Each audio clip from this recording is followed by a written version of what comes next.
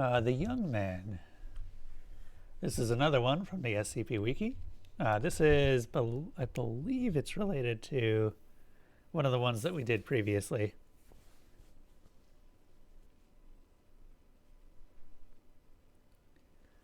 Alright. The Young Man. Nobody could like Corporal Lawrence.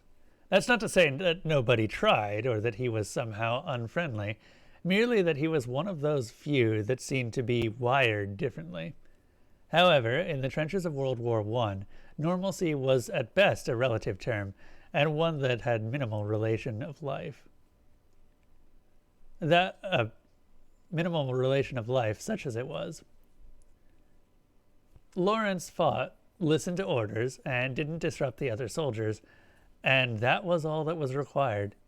So what if people felt increasingly uncomfortable around him? In a place where the flesh rotting off your bodies while you were still alive was the baseline of concern, a little personality conflict ranked several levels below a paper cut. Lawrence, for his part, dealt with it as he always had. That is to say, remained totally unaware of the avoidance, the same way a man blind from birth cannot mourn the memory of color. Corporal Lawrence couldn't bemoan a lack of company. He was quiet, as he had nobody to talk to, and still as he had nothing to do for long stretches of time. The enemy trench, less than a mile away, had gone silent for several days, letting boredom and nervousness sink in even more than normal, coupled with the unease that seemed to radiate off of Lawrence like heat waves. The worst part was that there was no distinct reason to dislike the corporal. He was a plain man, average height, average build, bland of voice and action. Nobody could recall him raising his voice in joy or anger. He did have the occasional odd mannerisms, however. He tended to stare a beat or two longer than was acceptable of people. He rarely slept as well, and bunkmates said that he would mumble in his sleep almost constantly. The content of those nocturnal ramblings, when they could be understood, were often odd and potentially unsettling. One private moved to another barracks when he heard the name of his daughter pass Corporal Lawrence's lips, followed by a bubbling, muffled giggle. It was strongly theorized that he was sent over the trench by his commanders more of a desire to have him away than for his minimal combat skill. He and 14 of his fellows were sent across the nightmarishly scarred wasteland of the no-man's land between the trenches to reconnoiter the enemy trench and secure it if possible. Many seemed to hope that Lawrence would have the opportunity to prove his devotion to his country by making the ultimate sacrifice for it. It was while he was gone, that 3-day gap as the men held their breath, waiting for a surprise volley of shells, that someone started asking questions. Whereas before it was almost taboo to speak of Corporal Lawrence, since the departure of both him and his aura, rumor seemed to descend with the passion of the denied. Nobody remembered him ever talking of home. No sweet-smelling letters came, and no soggy, dirt-streaked letters left. He mentioned his dreams often, and griped sometimes with the men over missed food or pleasures, but never with any real passion. Questions started to float among even the higher levels of the command. Nobody was able to actually find his station orders. He'd come in with a squad of reinforcements transferred from France, but there was no paperwork. The rest of the reinforcements squad had never seen the man before he'd been lumped in with them the night before the trip, along with the snips and scraps of other squads decimated by the Germans. Whispers filtered among the grunts of the corporal being a curse. Nearly every man who'd shared a bunkhouse with him had gotten trench foot, and the rooms he'd haunted always seemed to smell more musty and sickly sweet, even for the trench. The men sent over the no-man's land with Corporal Lawrence heard and cared for none of this. Just another man among many, all with death certificates awaiting a stamp that could fall at any moment.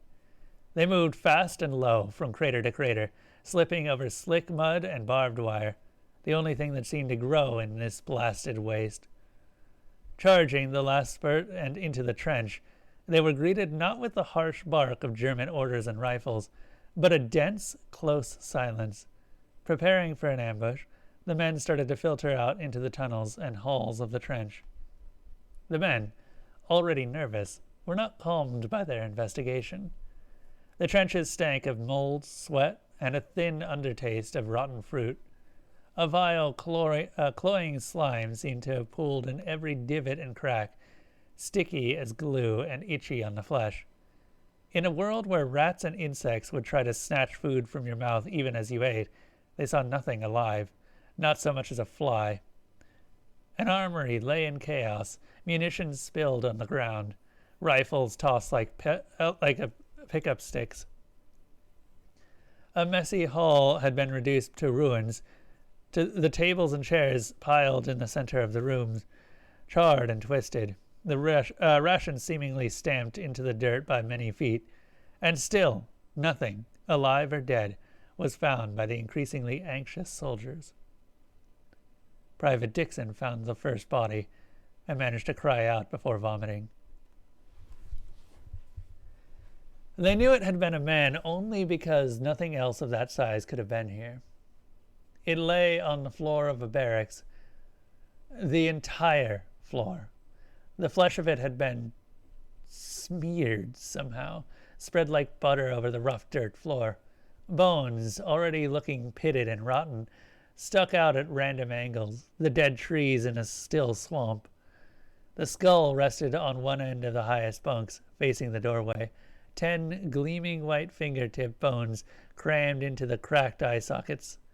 As one man went to examine it, he found the back of the skull had been crushed open, the rotting, sagging sponge of the tongue stuffed into the otherwise dry cavity.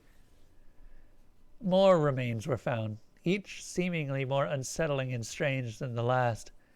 A ring of hands in a sandbagged watchpost, 10 of them, fingers interlaced like a basket, the wrists ragged and broken. 2 men in a tunnel, skin leathery and thin as mummies, eye sockets staring and empty, mouths locked impossibly wide, their clothes mere rags under an oily black scum. The latrine sent even the hardiest back, gagging and shivering, overflowing with excrement and offal. Gobbets of meat bobbed and oozed in the foul sludge, the whole surface dotted with what looked like thousands of clean, slick eyeballs, nerves and tendons fanning out like goldfish tails. Corporal Lawrence was the first to find the hole, the other men loudly debating the better part of valor and their rapid withdrawal from the nightmare trench. It was small, in a section of fresh digging, the start of a new arm of trenches projecting closer to the enemy lines. No more than 4 feet across, it seemed to be the accidental uncovering of a natural chamber, the empty blackness of it defying investigation. Private Dixon, recovered and blessedly numb from his previous ordeals, saw the corporal prod the edge with his boot, then crouched to peer in. Then suddenly slide in head first before the private could do so much as utter a shout of question.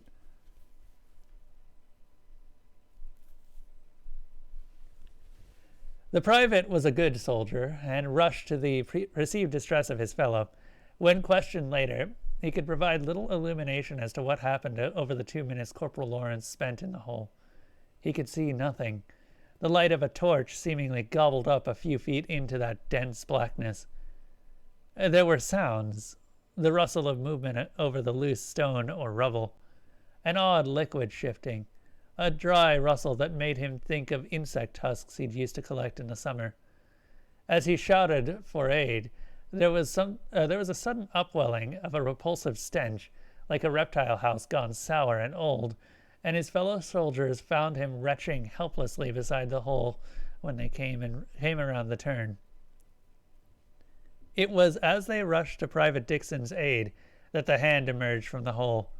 They stopped and raised rifles as one body, roaring for the owner of that pale, trembling hand to identify himself. As they watched, another hand joined the first, followed by the pale, shivering head of Corporal Lawrence. He was streaked and smeared with tarry black ooze, hacking and coughing thinly as he hauled his body up beside that of the gasping private. As they moved to help the man, the corporal vomited up a heavy stream of the same repulsive slime that coated his body in smears and globs, his curled, shuddering body voiding more of it into his saturated, fouled pants.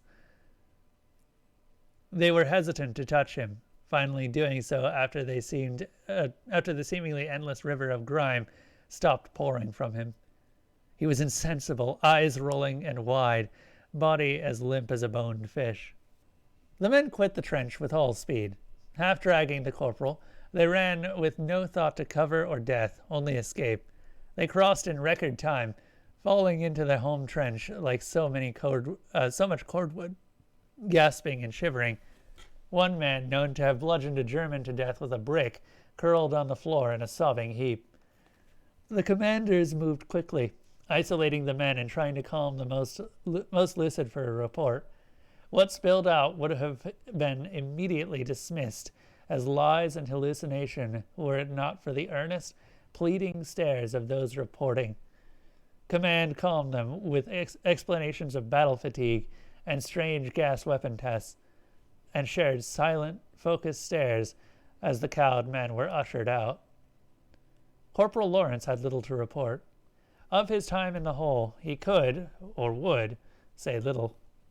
He stated that he had slipped, fallen into what may have been some long-blocked underground pool, or perhaps had struggled a short time, and then managed to get back out just as the men arrived. Truly, he seemed none the worse for wear. In fact, he seemed in better spirits than many had remembered ever seeing him, favoring the commanders with a wide, giddy smile as he was dismissed with a warning not to discuss the event. The corporal proved a changed man over the next few days. He was more talkative, but quickly had men wishing for his old, unsettling silence. He rambled about the joys of close spaces, of creation and destruction that seemed to spring up all around them, about human pleasures missed, the dimensions and ages of which made some men threaten Corporal Lawrence with a quiet and ignoble death, which only seemed to stretch the near constant smile on his face even wider. Private Dixon, one of the corporal's bunkmates, whispered to a friend that he had woken once to find the corporal standing over him in the night, his eyes as bright and flat as silver dollars. They found the private the next day snarled in barbed wire, his intestines spread nearly 10 feet around him in every direction. Not one man from the trench survived the Great War. A wave of sickness took the trench a few days after Private Dixon's death. A strange, wasting sickness. It seemed to eat the flesh like acid, men waking to find previously healthy flesh eaten down to the bone, oozing and blackened. A sergeant was found in a latrine, beset by a living carpet of rats. They refused to quit the body, even when shot, and attacked several men before the body was recovered. Relief finally came, the bulk of the men being sent to various hospitals, many wasting away before they ever reached a bed. Corporal Lawrence was remanded to a French mental ward, transferred after several complaints to the hospital proper where he was first sent. It seemed his behavior hinted at a growing mental imbalance, culminating with an attempted sexual assault of a nurse, which ended with the loss of 3 fingers from her right hand and a vision in her right eye. The corporal would rant quietly to the other patients, whispers about endless halls, pursuits in the dark, flesh laid out like pages of a book. It was dismissed as so much war fatigue, even as his behavior grew less violent and more unsettling. He vanished several times from the ward, only to appear several hours later as if nothing had happened. When pressed, he would begin to sing, "My Bonnie lies over the sea," in an endless monotone until the doctors left exasperated. Others on the ward clamored to be transferred from the whispering madman. A stale, musty foulness seemed to sit in the air wherever he stayed, and incidents of infections and the strange consuming sickness that had beset his home trench seemed to follow him like a cloud. Numerous attempts were made to transfer the man, only to be met with bureaucratic confusion. No records were found of the man. No entry papers, commendations, or incidents. Not even a birth certificate.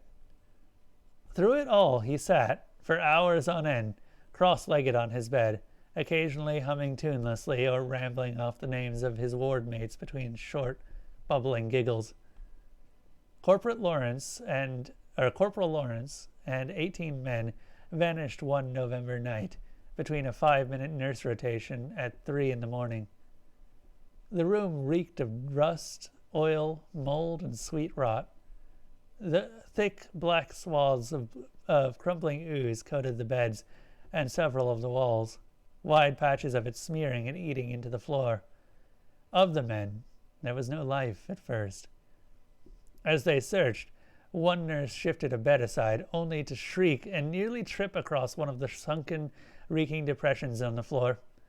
In a tight, perfect spiral were what appeared to be hundreds of teeth, resting neatly on the floor.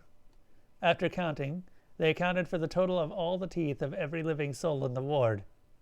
But one. The corporal was never found, nor were the men. The incident was swallowed by the constant barrage of horrors from the front, and forgotten with ease. Stories of a cursed trench wandered across the front lines, often squelched for being bad luck. Still they came. Stories of strange deaths, of disappearing men, found days later, alive but broken and twisted beyond comprehension. Stories of a strange, dark figure stalking the bomb-riddled towns of Europe. This may be the only known image of Corporal Lawrence ever recorded, taken several days after his return from the hole in the German trench.